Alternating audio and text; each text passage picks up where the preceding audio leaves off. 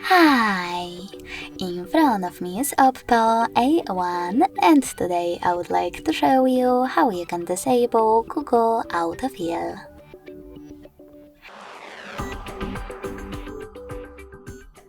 You need to begin by opening Devices Settings and scrolling all the way down to access Google.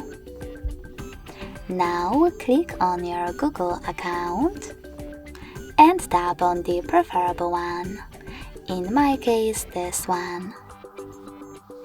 Then select Autofill. Tap on Autofill with Google and click on this switcher next to Use Autofill with Google. So when I do that, as you can see, Autofill is off. If you wish to turn it back on, click on the same, now dark switcher. Thanks so much for watching. If you enjoyed this video, don't forget to leave a like, comment and subscribe. Bye!